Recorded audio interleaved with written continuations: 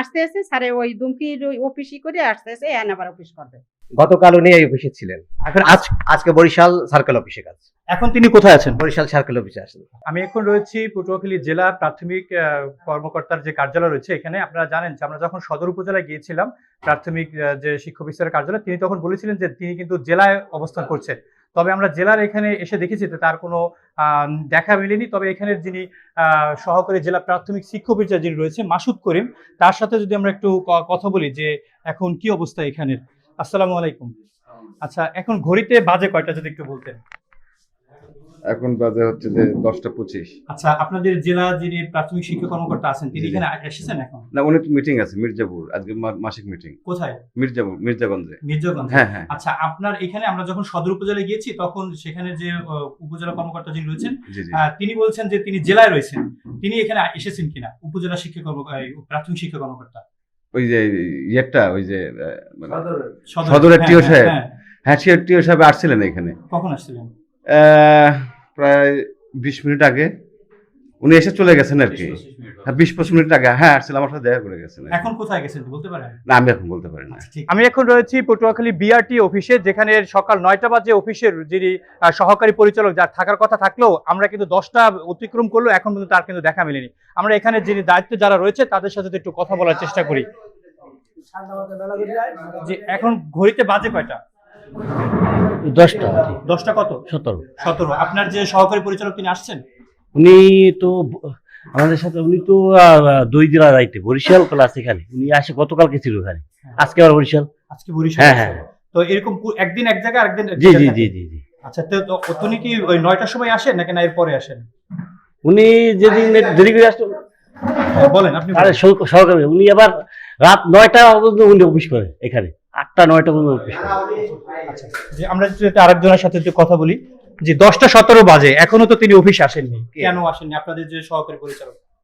স্যারে হচ্ছেন উপপরিচালক, বিআরটিএফ বিভাগীয় অফিসের দায়িত্বে আছেন এবং অতিরিক্ত দায়িত্ব আছেন আপনার বরিশাল সার্কেল অফিস এবং পটুয়াখালী সার্কেল অফিসের দায়িত্বে।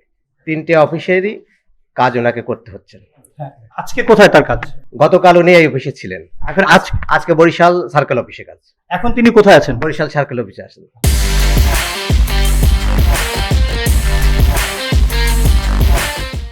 আমি এখন রয়েছি পটুয়াখালী জেলা আঞ্চলিক পাসপোর্ট অফিসে। আমরা দেখেছি এখন 10টা বাজে অতিক্রম করলেও এখানে যিনি উপপরিচালক রয়েছেন তার কিন্তু এখানে দেখা বেরোয়নি। আমাদের তার যে কক্ষ রয়েছে সেই কক্ষটা যদি একটু দেখার চেষ্টা করি,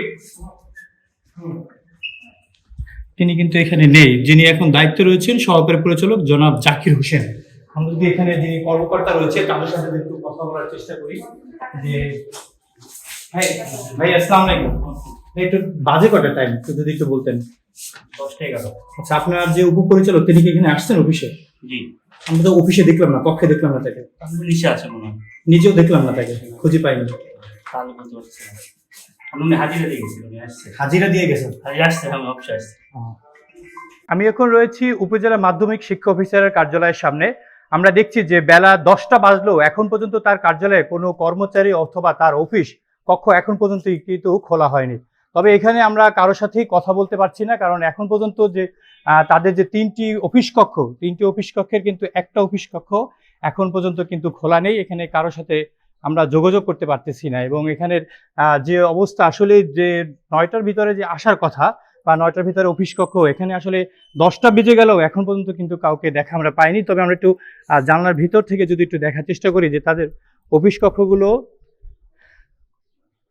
তাদের অনুপস্থিতিতে এবং এখানে যে তাদের যে তারা নেই এটা কিন্তু আমরা দেখতে পাচ্ছি। আমি এখন রয়েছি সমাজসেবা অফিসের যে কক্ষগুলো রয়েছে সেই কক্ষগুলোতে। আমরা দেখছি যে এখানে 2টি কক্ষর রয়েছে। এখানে 2টি কক্ষর যদি এখানের যারা রয়েছে তাদের সাথে যদি একটু দেখি, এখানে আপনাদের দপ্তর প্রধান কোথায় বসেন? পাশের।